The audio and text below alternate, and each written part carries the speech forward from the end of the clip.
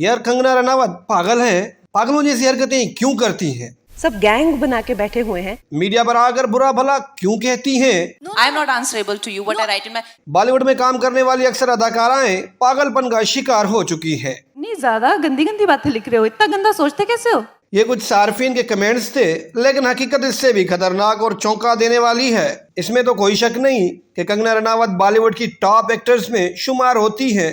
और बाकी कोई क्या करता है अपने घर में, हमें क्या लेना। लेकिन वो अचानक किस पर भड़क उठी है? कंगना रनावत ने बॉलीवुड इंडस्ट्री को भिखारी माफिया करार देते हुए इंकशाफ किया है कि वो शादियों में नाचने और हीरो के कमरे में जाने के मुतालबे पर साफ इनकार कर चुकी हैं, जिस पर उन्हें पागल करार देते हुए जेल भेजने की कोशिश भी की गई।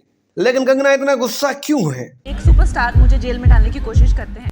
असल में एक सारफ ने हवा में बाल फेंकी, कंगना परेशान हो गई।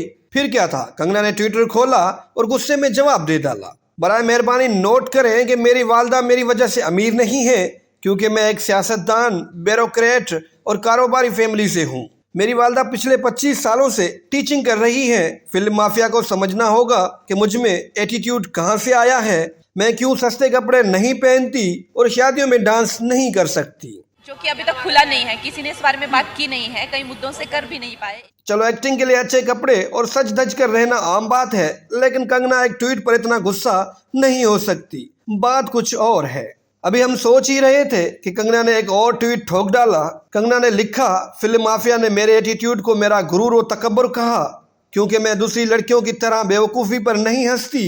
एटम नंबर करना, शादियों पर नाचना, रात को बुलाए जाने पर हीरो के कमरे में जाना, इन सब के लिए साफ मना किया, जिस पर उन्होंने मुझे पागल कहते हुए जेल भेजने की भी कोशिश की। कंगना ने लिखा, खुद को सुधारने की जगह वो मुझे सुधारने चले हैं, लेकिन बात यह है कि मुझे अपने लिए कुछ नहीं चाहिए। मैंने अभी अपना सब कुछ गिरवी रखकर एक फिल्म बनाई है।